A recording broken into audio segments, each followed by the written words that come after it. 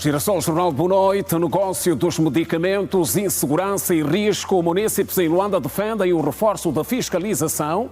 Talatona, ato de consignação para reparação de vias estratégicas no município teve lugar hoje. A empreitada envolve sistemas de iluminação pública. Inovação no Serviço de Imigração Estrangeiros. O país passa a partir de hoje a emitir passaportes eletrónicos. Brinquedos para o Natal. Preços no mercado informal estão mais altos do que no ano passado. A diferença ronda os 66%. Sudão lidera pela terceira vez consecutiva a lista anual de crises humanitárias globais, divulgada nesta terça-feira. Girassol Jornal, terça-feira, 16 de dezembro. Vamos informar. Bem-vindos.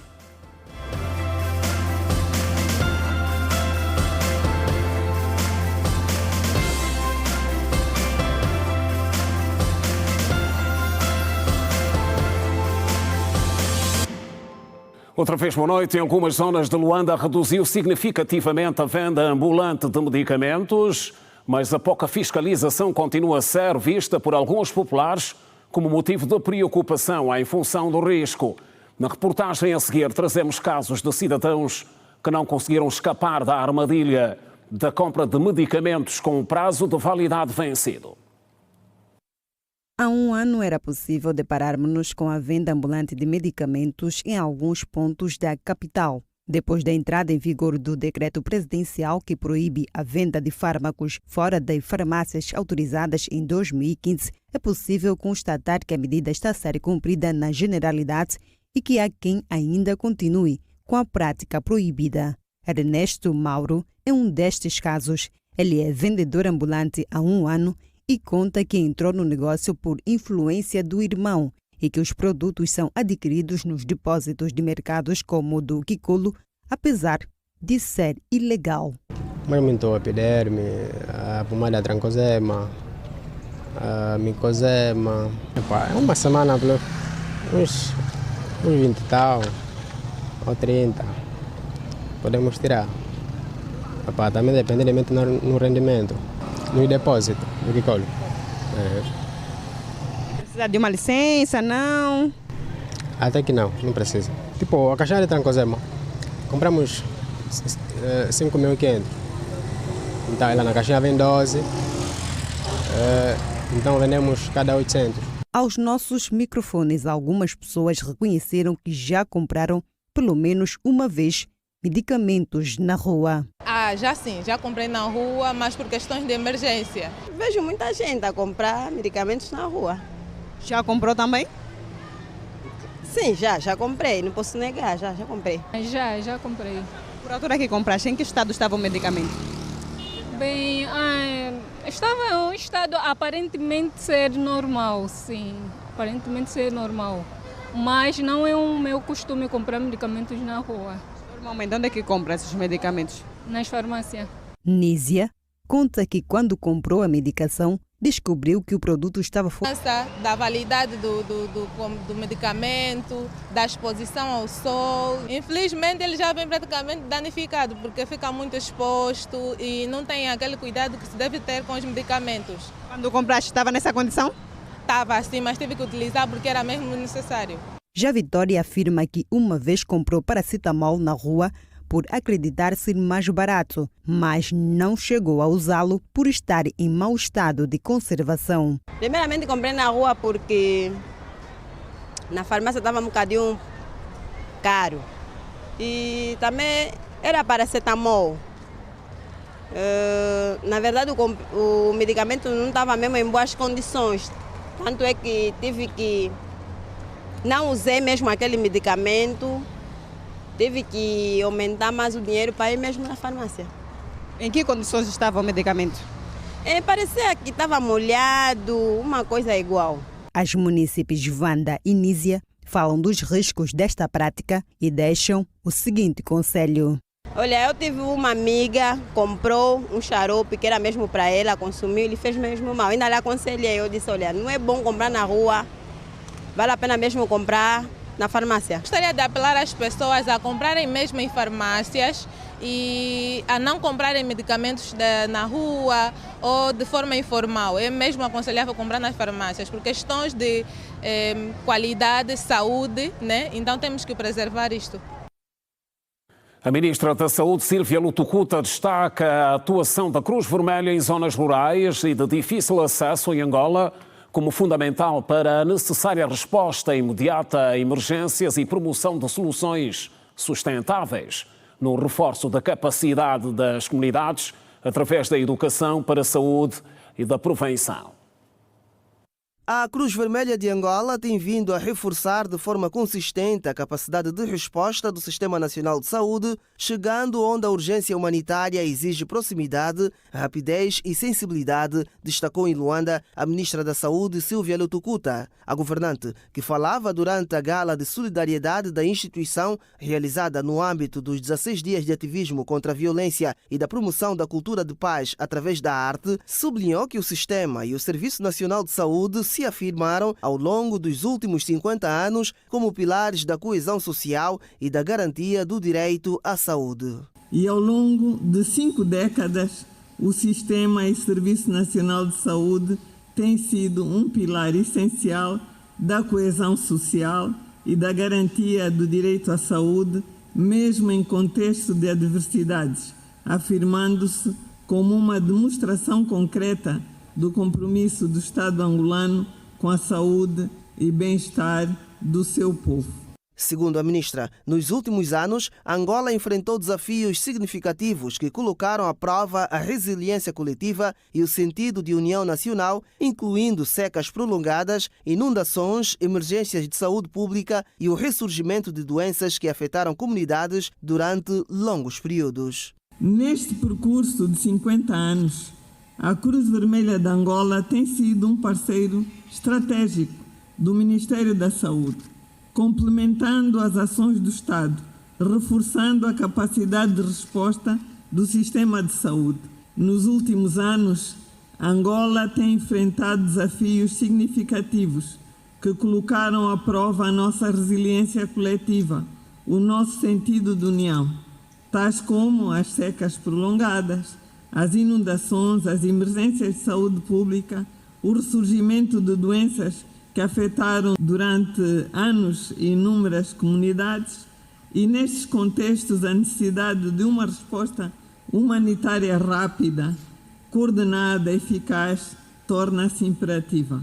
Por sua vez, a presidente da Cruz Vermelha de Angola, Delfina Kumandala, sublinhou que a instituição tem estado ao lado das comunidades nos seus momentos mais difíceis, prestando apoio contínuo com base em princípios humanitários sólidos. A Cruz Vermelha de Angola tem estado ao lado das comunidades nos momentos mais difíceis, respondendo a crises, acompanhando processos de recuperação e trabalhando de forma contínua para reduzir vulnerabilidades, sempre com discrição, proximidade e profundo respeito pelas pessoas que servimos.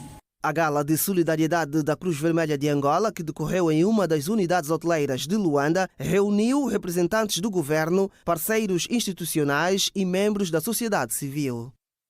Vários profissionais vão ser distinguidos pelo contributo que deram ao longo dos 50 anos no Sistema Nacional de Saúde numa gala nacional de homenagem agendada para o dia 20 do corrente mês. A cerimónia, segundo o Ministério da Saúde, integra o programa comemorativo do Dia Nacional da Saúde. Celebra-se meio século de construção, expansão e modernização do setor. O evento pretende ainda reconhecer o papel determinante de médicos, enfermeiros, técnicos, gestores e agentes comunitários que desde 1975 têm assegurado a prestação de cuidados de saúde em todo o território nacional. Na ocasião, serão atribuídos certificados de mérito e distinções honoríficas a profissionais de diferentes gerações, destacando trajetórias de dedicação, serviço público e compromisso com a melhoria dos indicadores da saúde. O município de Viana conta atualmente com 8 unidades de saúde públicas, mas nenhuma delas oferece serviços especializados de oftalmologia. Face a esta situação, a administração municipal de Viana mobilizou parceiros para uma campanha gratuita de consultas dirigidas a pessoas com problemas de visão. Obter uma consulta oftalmológica nos centros médicos do Estado para quem reside no município de Viana pode ser um verdadeiro problema. Moraes Augusto é antigo combatente e diz que tem de sair de Viana até ao Hospital David Bernardino à procura de solução para o problema de visão do seu filho. O Hospital Militar não faz consulta para adolescentes, então nós vamos mesmo à pediatria. Com o objetivo de reforçar o acesso aos cuidados primários de saúde ocular aos munícipes, a administração de Viana, em parceria com uma empresa privada, realizaram nesta terça-feira consultas gratuitas de oftalmologia. Na ocasião, o administrador adjunto para a área política e social, Paulo Zade, avançou que a localidade conta com 8 unidades de saúde públicas e que nenhuma delas dispõe do serviço de oftalmologia. Porque temos cidadãos que têm estado exatamente a enfrentar situações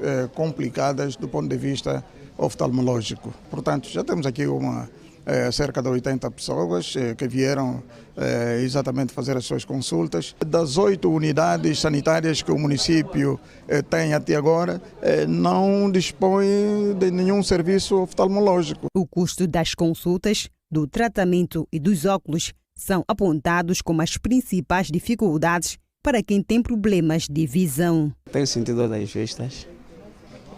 E essas vistas, às vezes, quando estou a fazer leitura, começa a lagrimejar. Entretanto, esse é um benefício que eu vi, é o momento de aproveitar. Por que não foi fazer consulta em outro sítio? Bem, o problema é que a consulta é cara, né?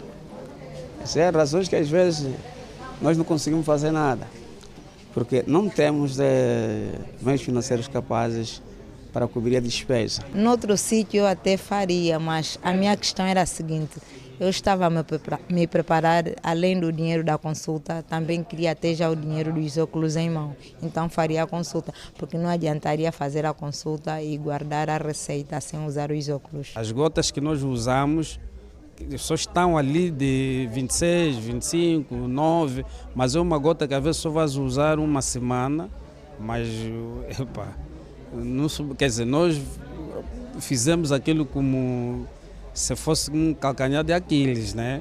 Porque pelo que nós oferimos, nós ganhamos 57 mil a 49 mil. Agora tira 26 mil para comprar gotas para pôr na vista. Sem tirar os óculos. Esse óculos, por exemplo, que eu estou a meter, custou 52 mil kwanzas e 500. O optometrista José Sandala avançou que durante o rastreio 10 pessoas foram diagnosticadas com catarata. Já foram atendidos uns tantos pacientes, onde alguns deles estão com catarata e patologia, e quando é catarata a solução não é óculos, é mesmo para uma cirurgia da remoção dela. E temos alguns pacientes que o diagnóstico é refrativo. É refrativo, estamos a falar a necessidade de uso de óculos. Para estes, sim. Estes pacientes nós estamos a oferecer óculos. Somamos uns 10 pacientes, não é? Ainda não terminamos, o número poderá mais ou menos subir ou permanecer, mas enquanto temos ainda 10 pacientes. E a causa da catarata muitas das vezes não é a falta de não ir ao médico. A catarata ela aparece por idade, que é chamada catarata senil, não é? Os mais velhos, infelizmente, a partir de 45, 50 anos para cima. O cristalino contém já o envelhecimento, e o envelhecimento do cristalino é a catarata, criar a opacidade. O especialista descreveu os cuidados a ter em conta para a saúde dos olhos. Anualmente ir a uma consulta. A outra situação é não fazer automedicação, porque a automedicação tem originado muitos problemas nos olhos, e problemas alguns até que o olho já não tem solução. Os antigos combatentes e idosos são os principais beneficiários da campanha realizada nesta terça-feira. 3 empreitadas ligadas a projetos sociais foram consignadas nesta terça-feira no município de Talatona, em Luanda, 119 milhões de kwanzas.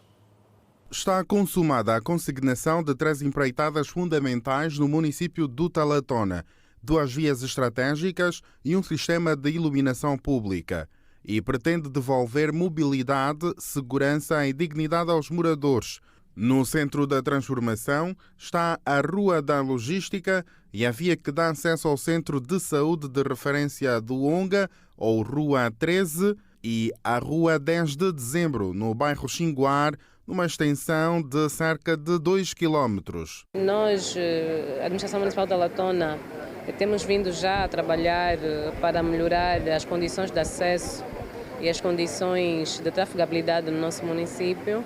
Entendemos que estas duas importantes vias, uma de acesso também ao município, a outra de acesso a importantes infraestruturas sociais, sendo uma delas este centro médico que referenciamos, Centro Médico do Onga.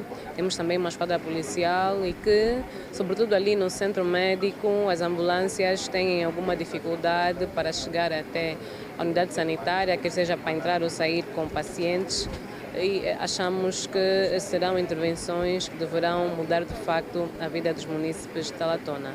O que pode também mudar a vida dos munícipes são as ruas escuras que testam a coragem de quem por elas passa, tal como o Feliciano, que é motoqueiro, e o Sr. Fernando, morador do bairro, cujos percursos diários são feitos na Rua 10 de Dezembro. Praticamente trabalhar aqui à noite, só as ruas que não são iluminadas, as ruas são muito escuras. Com a iluminação, como vai estender-se uma dimensão até o Xinguar, até ao culminar do cemitério novo, julgo que vai melhorar, vai diminuir e a população vai transitar à vontade, a polícia vai fazer o seu trabalho.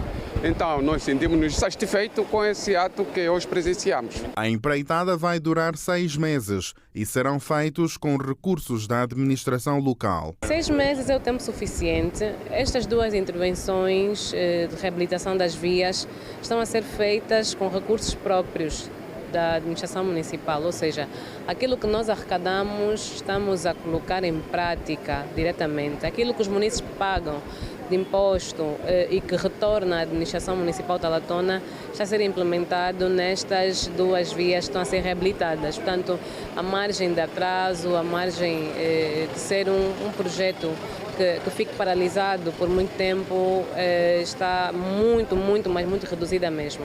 O projeto ronda aos 1.119 milhões de kwanzas, ou seja, uma parte investida pela administração local e outra provém do projeto Ungila, lançado pelo Executivo para melhoria de diferentes setores sociais há mais de um ano. Bem, de um modo acumulado, nós estamos a falar das intervenções em cerca de 1.000 milhões de kwanzas, das reabilitações, as duas já aqui somadas, e do projeto Ungila é uma intervenção de 119 milhões de kwanzas.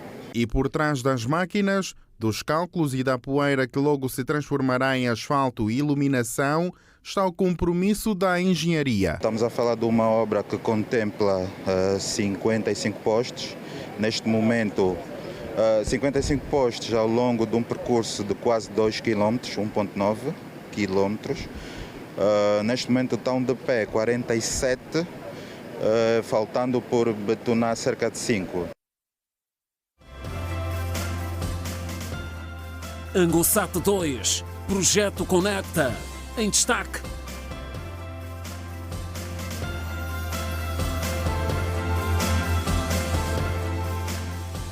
Direção Jornal, terça-feira, vice-presidente da República, Esperança da Costa, recebeu em audiência o rei Moenembando V, da província do Mochico. O momento serviu para felicitar o rei pela sua nomeação como soberano do Reino Umbando e também abordar algumas preocupações sociais.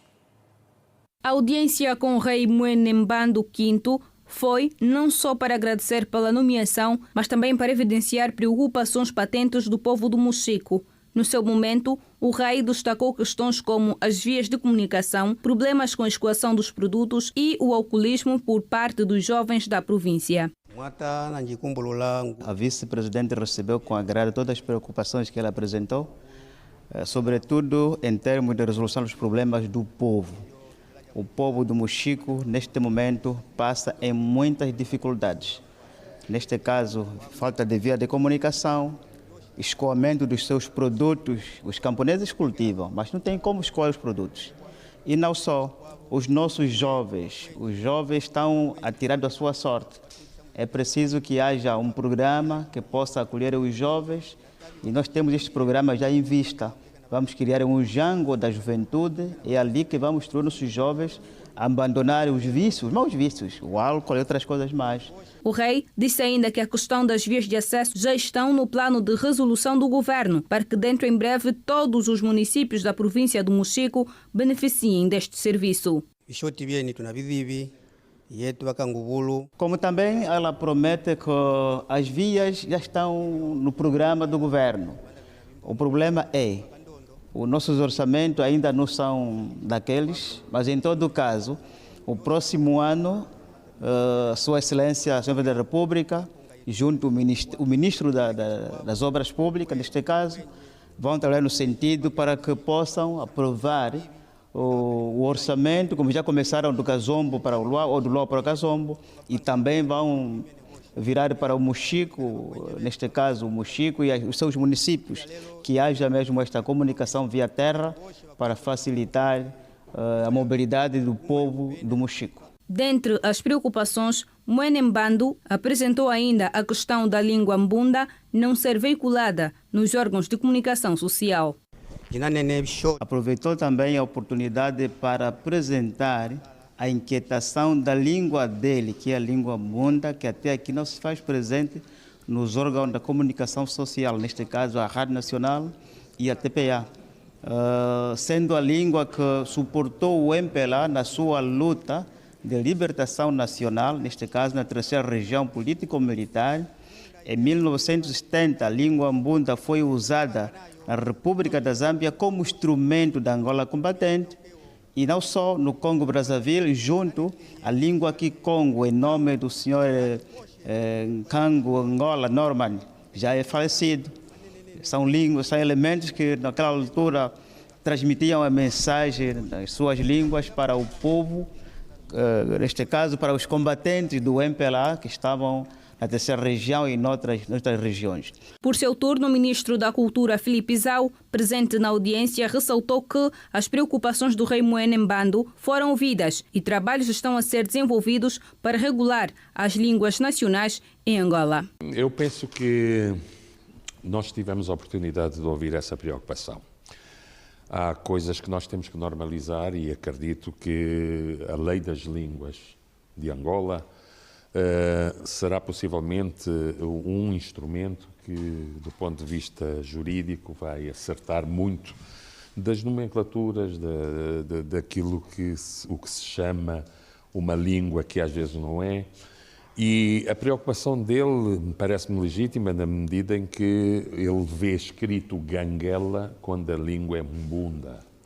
Nós hoje, por acaso, tivemos a satisfação de ver que, por solicitação das autoridades tradicionais, nomeadamente pela Rainha Nhacatolo, que a língua Luval apareceu já.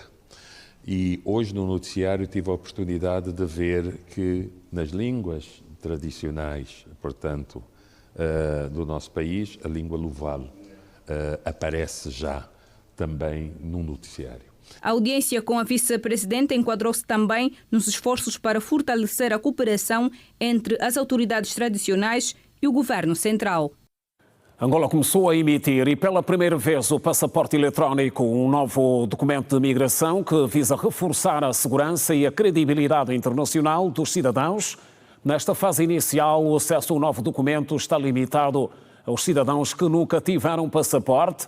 No ato de lançamento, orientado pelo Ministro do Interior, Manuel Homem, foi informado que o atual passaporte continua válido. Numa primeira fase, segundo as autoridades, serão emitidos mais de 250 mil passaportes.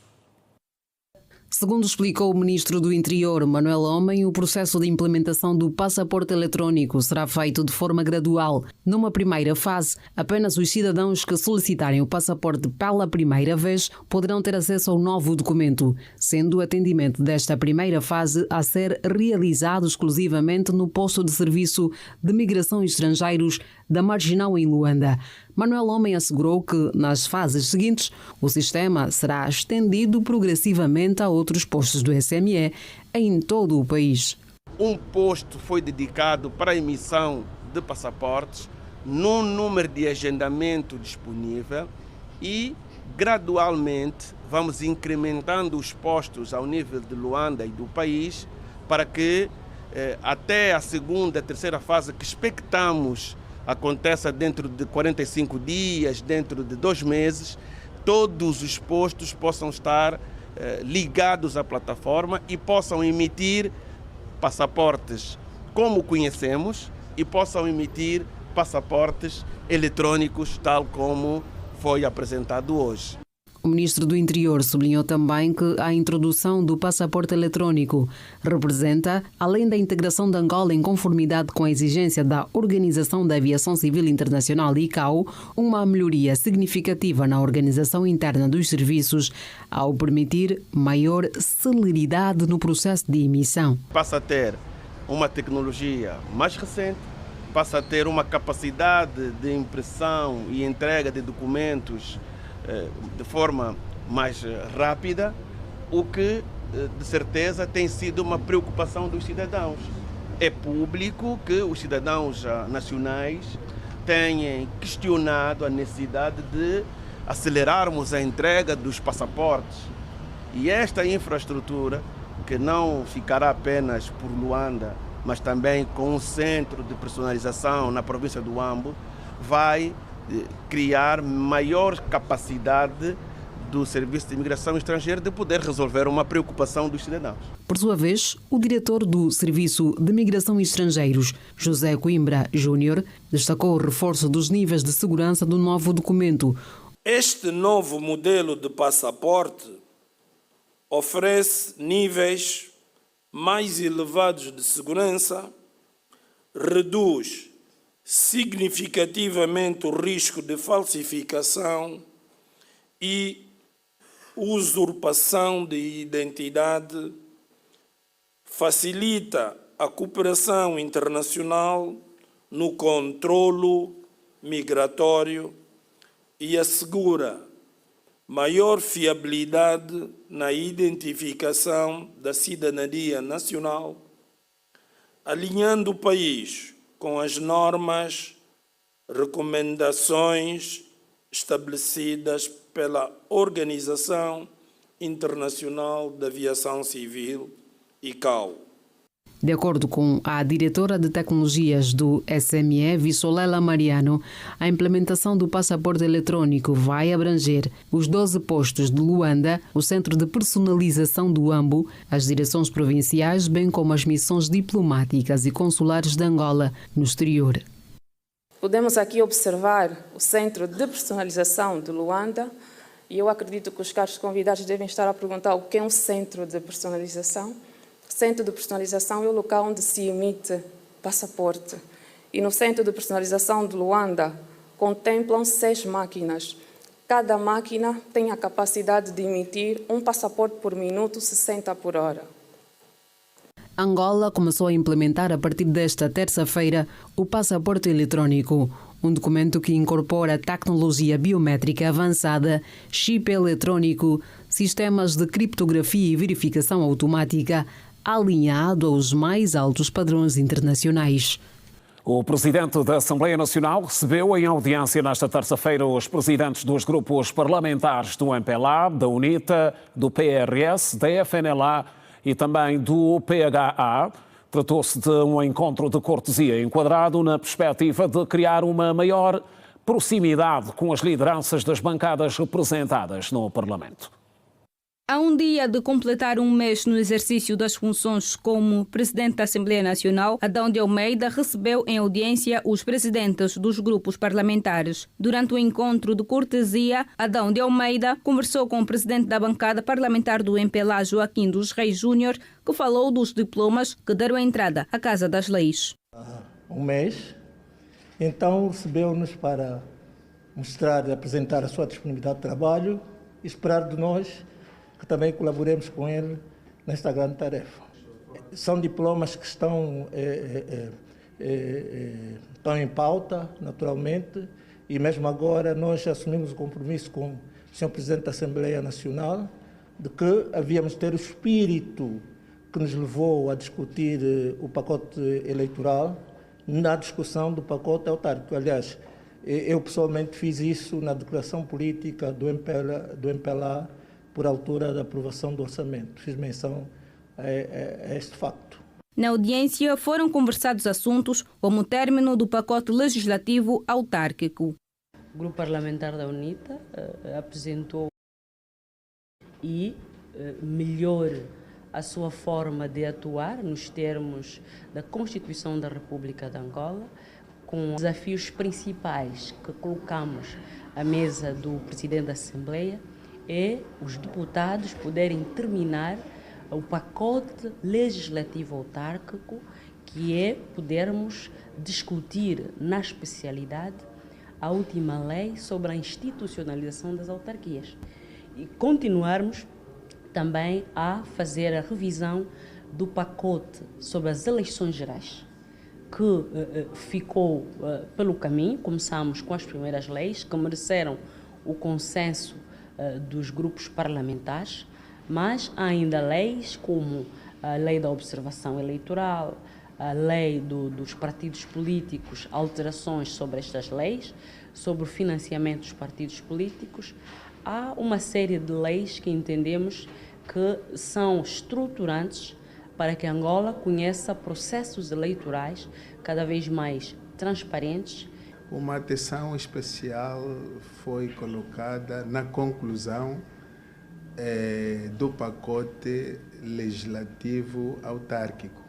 E nós achamos que é uma necessidade, é premente que tenhamos que superar as nossas dificuldades partidárias, podermos pensar, trabalharmos arduamente no sentido de podermos suprir todas as nossas diferenças e podermos ter uma lei que há muito esperamos, para que possamos ter o caminho trilhado para a realização das eleições autárquicas. E nós manifestamos também o nosso desejo, aceitamos esse desafio e propusemos-nos que, à medida do nosso desejo e das nossas possibilidades, poderemos colaborar para que realmente possamos ter essa lei. O presidente da FNLA, Nimi Ansimbi, e a presidente do Partido Humanista de Angola, PH, Florbela Malaquias, encerraram as audiências com o presidente da Assembleia Nacional. Temos que resolver primeiro essa questão da autarquia. Daqui a 2 anos vamos organizar as eleições e há necessidade, efetivamente, que tudo seja harmonizado para nos permitir participar dignamente nas eleições. Bom, este encontro foi um encontro de cortesia, já mesmo na antecâmara de fim de ano, como praticamente posso dizer que acaba de assumir as suas funções, e ele quis brindar-nos a nós com este encontro de cortesia para criar uma maior proximidade com as lideranças das bancadas, das representações parlamentares. Em suma, foi isso. O encontro, de forma geral, serviu para saudar e criar uma aproximação com os líderes com assento parlamentar. Está aprovado o Orçamento Geral do Estado para o exercício económico 2026. O documento passou no plenário da Assembleia Nacional com 120 votos a favor, com receitas e despesas fixadas em 33,2 bilhões de kwanzas. O Girassol Jornal traz hoje reações dos especialistas. Os economistas Carlos Rosado de Carvalho e Heitor de Carvalho consideram a proposta do Orçamento Geral do Estado para o exercício económico de 2026 como otimista, mas bastante desafiante. Carlos Rosado aponta que o maior desafio está na execução, por ser um orçamento baseado num cenário bastante otimista. Em primeiro lugar, ele é um orçamento otimista, do meu ponto de vista, não é? Porque baseia-se num preço do petróleo de $61. Eu não conheço previsões para 2026 com $61 o barril, conheço com preços mais baixos e manda, digamos assim, eu prefiro um orçamento mais conservador, e, portanto, preferia um preço mais baixo. E depois também baseia-se num crescimento muito alto. O Governo prevê para 2026 um crescimento mais elevado do que em 2024, por exemplo. Maior do que aquele que está previsto para este ano. E, portanto, o preço do petróleo e o orçamento podem empolar as receitas. E, portanto, é um orçamento otimista, porque baseado em pressupostos otimistas. Depois, é também um orçamento muito desafiante, porque o Governo diz que as despesas vão cair. É verdade e não é verdade. As despesas vão cair se considerarmos a dívida pública. As despesas sem a dívida pública aumentam. Aumentam ligeiramente, apenas 3%, mas aumentam. Relativamente entre o déficit sobre as receitas e despesas fiscais que apresenta a proposta do Orçamento Geral do Estado 2026, Carlos Rosado prevê um aumento na despesa corrente do país. O orçamento tem despesas fiscais e se olharmos só para as despesas fiscais, isto é, se nós excluirmos os ativos financeiros, a dívida, na realidade nós temos um déficit. Esse déficit é da ordem dos 4 bilhões de kwanzas. Portanto, temos receitas da ordem dos 18 bilhões de kwanzas e temos despesas da ordem dos 22 bilhões de kwanzas. E desse ponto de vista, o orçamento piorou, no sentido de que há um aumento da despesa corrente, os salários, as mordomias dos políticos, dos deputados, aí aumenta, mas há uma diminuição do investimento. E, portanto, desse ponto de vista, temos um orçamento pior do que tínhamos, porque a despesa corrente aumenta mais do que a despesa de investimento. Já o diretor do Centro de Estudos e Investigação Científica da Universidade de Lusíada de Angola, Heitor de Carvalho, fala em um orçamento execuível, mas destaca o aumento da dívida. O orçamento tem uma receita fiscal de 18,2 bilhões e tem uma despesa fiscal de 22,3 bilhões. Quer dizer que entre a receita e a despesa fiscal há um déficit de 4,1 bilhões. E esse déficit tem que ser coberto com mais dívida. E é isso que é informação relativamente a este orçamento. Depois, também vamos ter que pagar alguma dívida antiga que vai vencer e, como temos este déficit, vamos ter que aumentar a dívida. Claro que temos que rolar essa dívida anterior e obter dívida para pagar essa dívida anterior que vai vencer.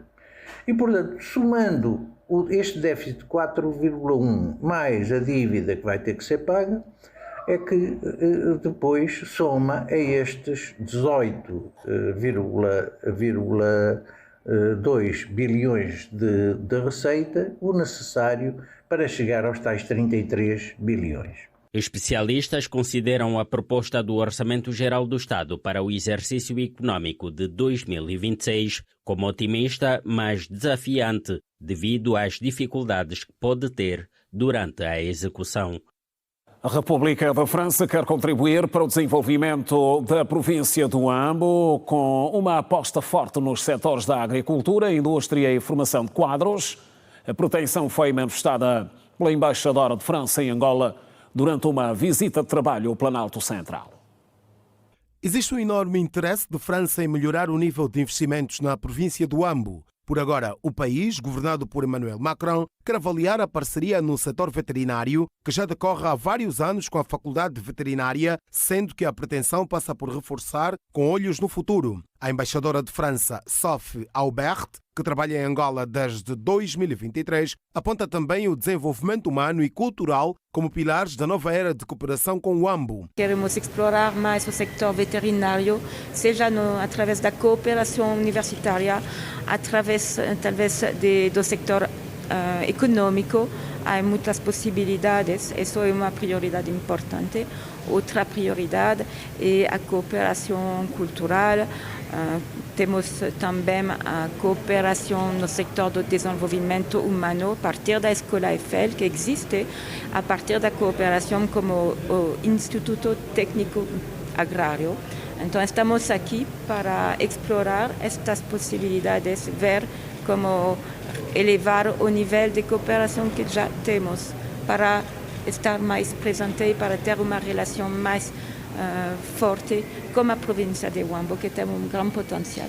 A diplomata considera a província do Huambo como um território com enorme potencial em diversos domínios, por isso entende ser fundamental o reforço da parceria público-privada. Sophie Aubert fala também dos investimentos que a França está a fazer no corredor do Lobito. Primeiro, a empresa francesa AGL, Africa Global Logistics, tem a concessão do Porto de Lobito. Segundo, temos como a Agência Francesa de Desenvolvimento vários projetos que também têm uma presença no corredor de Lobito. Estava a falar dos institutos técnicos agrários, 4 ou 5 deles têm uma localização que é relacionada ao corredor. Temos, como dizia, aqui a Escola Eiffel, as competências, a formação depois são à disposição das empresas para ter capital humano e ter, diria, obreiros que têm um valor, que podem aportar algo. O capital humano é muito importante. E temos também algumas empresas como a Castel, que já trabalha aqui. Nós o que queremos ver é como podemos aumentar esta presença pouco a pouco. Deve ter, diria, sentido econômico para o que é o setor privado, mas também em relação com o setor privado a toda a parte da formação que é absolutamente essencial. Durante a sua permanência na província do Huambo, a embaixadora vai visitar vários empreendimentos relevantes, entre os quais a fábrica de produção de vacinas animais, atualmente em construção, as instituições de formação, bem como o polo industrial e a plataforma logística da Kaala, considerados ativos importantes para potenciar o desenvolvimento econômico do Huambo. Na ocasião, o governador Pereira Alfredo reafirmou que a agricultura lidera as prioridades desta nova era de cooperação com a França. Nós apresentamos à senhora embaixadora de França acreditada em Angola as potencialidades da província do Huambo, as vantagens de investir na província do Huambo, e creio que a senhora embaixadora continuará a exercer o seu papel de transmitir aos investidores que no Huambo é uma das boas localidades para se investir. E os setores de eleição, naturalmente, são os setores tradicionais, como a agricultura, a mineração, e também apresentamos possibilidades de um dia haver acordos de mineração entre alguns territórios franceses que tenham similitudes com a província do Huambo.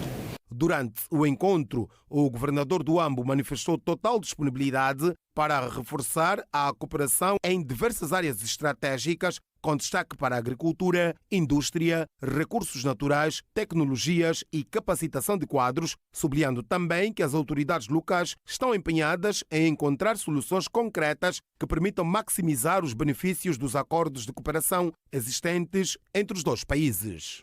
É o Giração ao Jornal, estamos a informar, continue ligado, não saia daí, até já.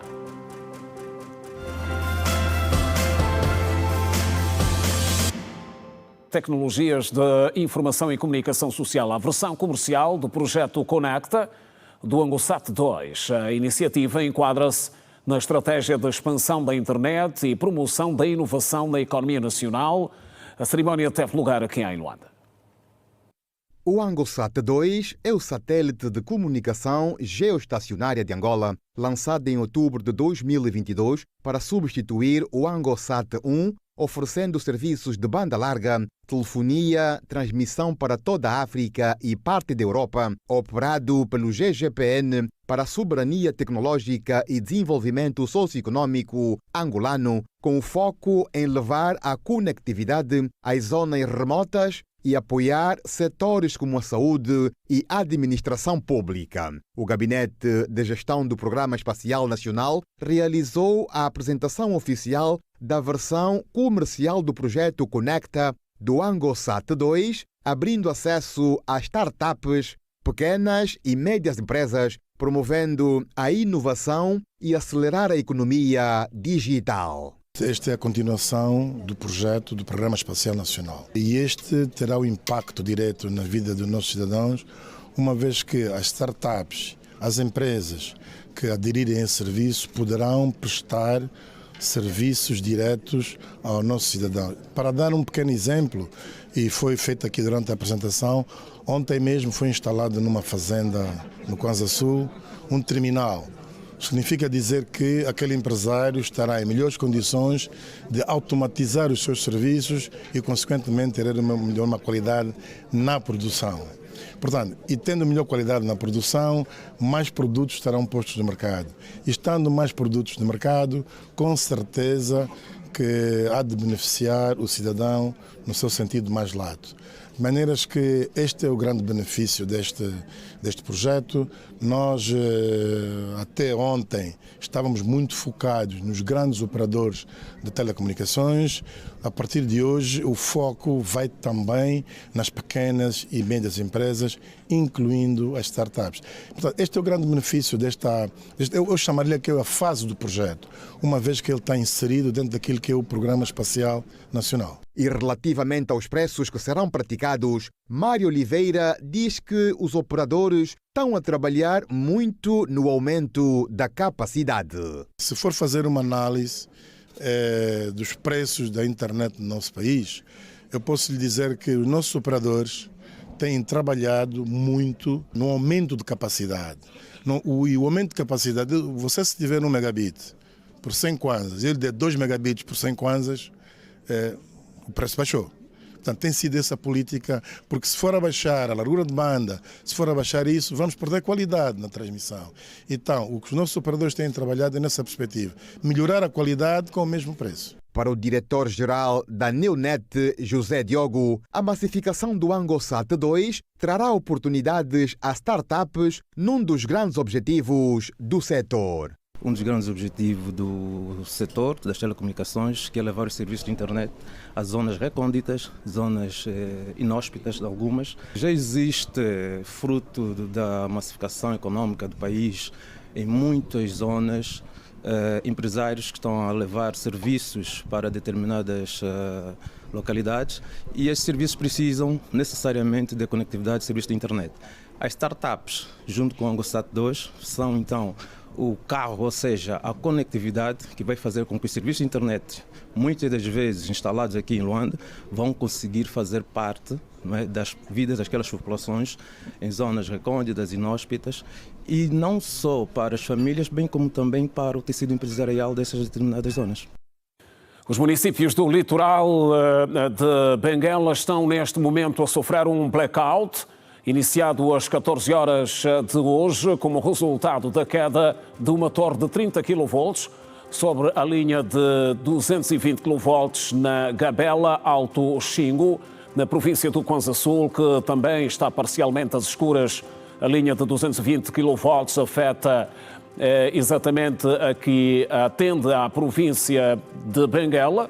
Segundo a ENDE, decorrem trabalhos de remoção da torre de 30 kV, cuja queda, apontam dados preliminares, poderá ter sido causada por um ato de vandalismo de pessoas não identificadas que removeram parafusos das cantoneiras da infraestrutura. A ENDE, que condena o ato, faz lembrar, entretanto, que atos semelhantes tenham sido registados no mês de novembro nas províncias de Luanda, Bengo, Benguela e Cunene. Continuamos a informar. O ministro das Relações Exteriores representou nesta terça-feira o chefe de Estado, João Lourenço, na primeira conferência extraordinária dos chefes de Estado e de Governo da CPLP, convocada para analisar a situação política vigente na República da Guiné-Bissau. O encontro realizou-se em formato virtual e foi presidido pelo presidente de São Tomé e Príncipe, Carlos Villanova. Durante a conferência, os chefes de Estado e de Governo da Comunidade dos Países de Língua Portuguesa expressaram sua profunda preocupação com a situação política e institucional na Guiné-Bissau, tendo aprovado a suspensão total da participação deste país nas atividades da CPLP até a retoma da ordem constitucional. Os líderes manifestam também solidariedade e fraterna para com o povo da Guiné-Bissau, assim como total disponibilidade para apoiar de forma concertada todos os esforços que conduzam ao estabelecimento da normalidade institucional neste país da África Ocidental. Ainda fora de portas, o Sudão lidera pela terceira vez consecutiva a lista anual de crises humanitárias globais, divulgada nesta terça-feira por um grupo internacional de ajuda humanitária, numa altura em que o país do Nordeste africano é assolado por uma guerra devastadora. Confira o compacto. O Comitê Internacional de Resgate anunciou que o Sudão está no topo da sua lista anual de emergências, que inclui 20 países em risco de agravamento das crises humanitárias em 2026, apelando para o aumento do financiamento humanitário global, que diminuiu cerca de 50% este ano. O Sudão mergulhou num conflito em abril de 2023, quando uma luta pelo poder entre os militares e o grupo paramilitar das Forças de Apoio Rápido eclodiu com assassínios e violações em massa generalizados e violência motivada por questões étnicas, o que constitui crimes de guerra e crimes contra a humanidade, de acordo com a Organização das Nações Unidas e grupos internacionais de direitos humanos.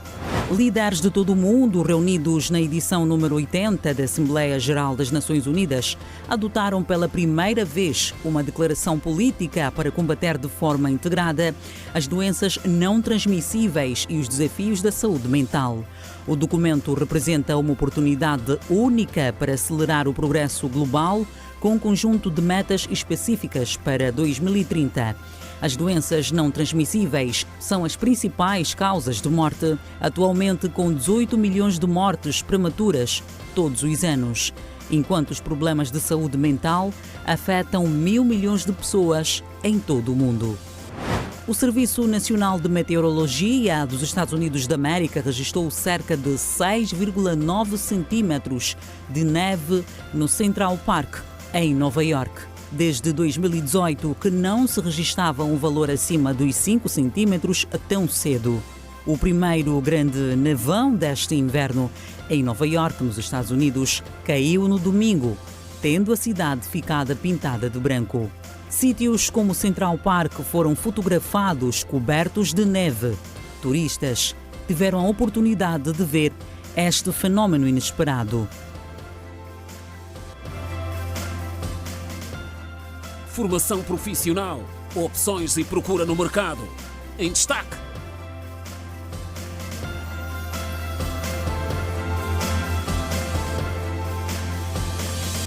Atualidade desportiva, o desporto angolano está de luto. Morreu Carlos Patrício Teixeira, mais conhecido por Cagi, o lendário do nosso desporto e antigo presidente da Federação de Basquetebol. Faleceu nesta segunda-feira, 15 de dezembro de 2025, aos 80 anos, em Brisbane, Austrália, vítima de um AVC. Viveu nos últimos 15 a 20 anos na Austrália e esteve recentemente em Angola para receber uma medalha justa e merecida pelo seu legado no desporto e, em particular, no basquetebol. O seu nome está escrito com letras firmes nos alicerces do que é hoje uma das maiores histórias de sucesso do desporto angolano. Cagi liderou em grandes momentos triunfos nos primeiros 4 Afrobasket, 1989, 91, 93 e 95, nos Jogos Olímpicos de 1992 e 1996 e nos Mundiais de 1990 e 1994, em Toronto, Canadá. A propósito deste infasto acontecimento, o Ministério da Juventude e Desportos faz sair uma nota de condolências onde escreve que foi com profunda tristeza e sentido de perda que tomou conhecimento do falecimento de Carlos Teixeira Cagi, uma das figuras maiores do dirigismo desportivo angolano e um homem que dedicou grande parte da sua vida à construção do basquetebol e do desporto nacional. O Ministério da Juventude e Desportos presta homenagem ao seu percurso e à sua contribuição inestimável A sua trajetória ajudou a escrever uma das páginas mais sólidas da história do desporto angolano. Lesse na nota a família enlutada, os amigos, companheiros de jornada e a grande família do basquetebol angolano. Endereço as minhas mais sentidas condolências, desejando força, serenidade e conforto neste momento de dor, que a sua memória permaneça viva e que o seu exemplo continue a inspirar Angola. Assina Rui Falcão Pinto de Andrade, Ministro da Juventude e Desportos da República de Angola. Nicolás Joquia, que fez triplo-duplo na vitória do Denver Nuggets frente aos Rockets por 128-125, e Utah Jazz venceu o Dallas Maverick por 140-133 após tempo extra. Mais um curto intervalo a seguir no Girassol Jornal. Até já.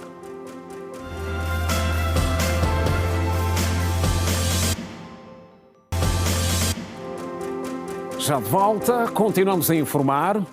Em alguns centros de formação profissional em Luanda aumentou a procura dos cursos de culinária, informática e maquilhagem, solicitados maioritariamente por jovens.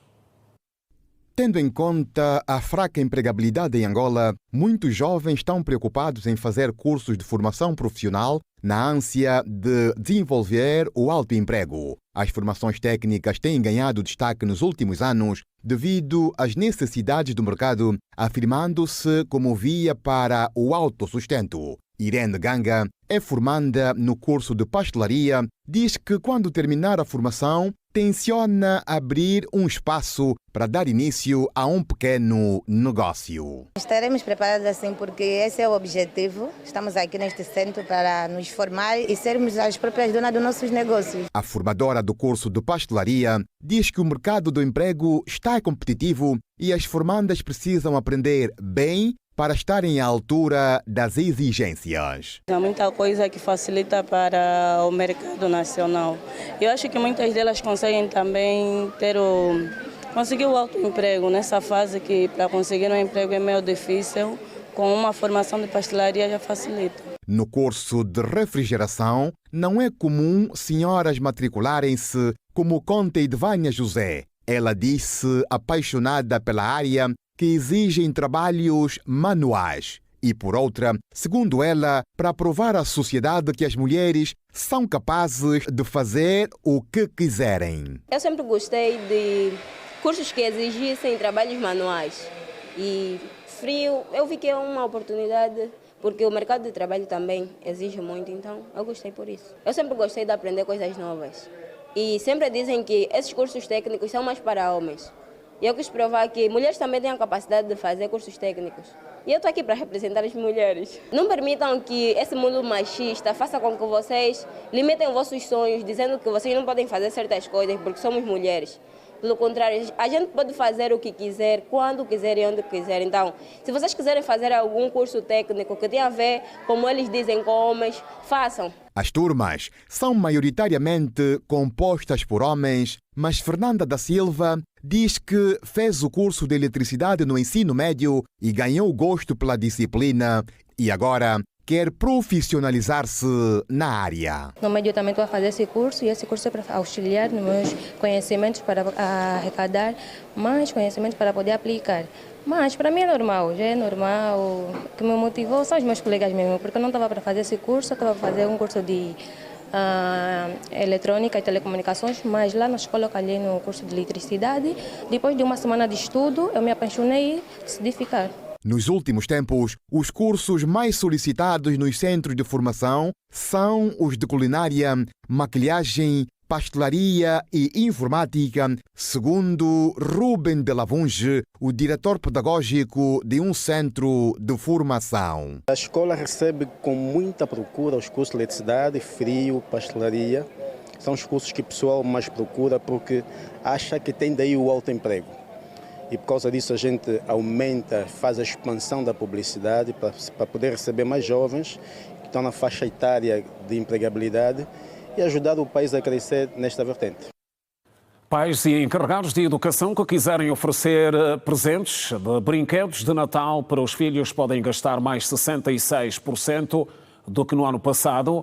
No mercado informal, os brinquedos ficaram mais caros se comparados a 2024. Os preços variam de 500 kwanzas para 15 mil kwanzas.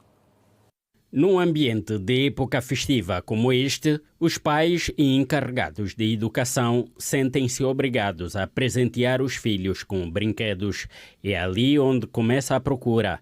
Nesta condição está José Adriano. Vim à procura do brinquedo para as crianças, uma vez que é um Natal feliz, próspero, um ano novo.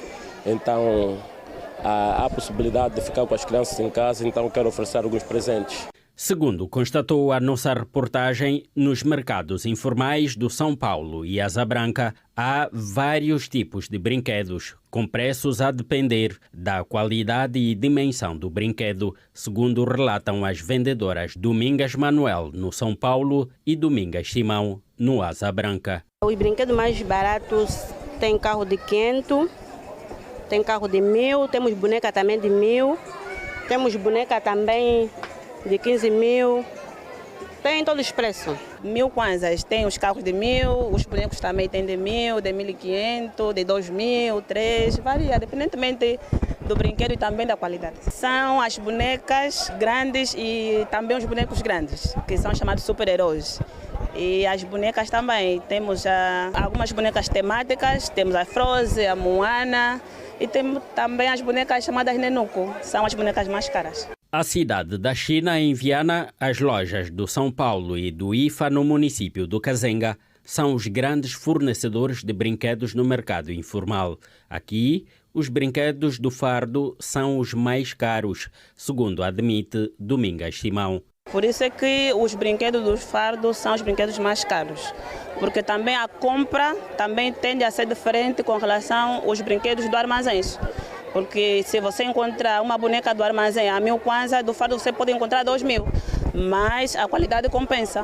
Por isso é que os brinquedos do fardo tendem a ser mais caros por causa da qualidade que ele oferece. A procura pelos brinquedos começou nesta segunda-feira, dia 15. Os preços variam para as meninas, varia de 1.500, 3.000, 4.000, kit completo e 2.000 kwanzas. Agora, para os rapazes, para as criancinhas mais pequenininhas, temos os brindes, varia de 500 a 1.500, 2.000 e 3.000 em diante. José Adriano tem por presentear 4 filhos. Estima gastos à volta de 50 mil kwanzas. Acho que vou fazer umas compras ali de 50 mil, porque são 4 crianças. Então vou fazer umas compras, independentemente, porque vou comprar casa, vou comprar bola, o carro, ali então vou indo.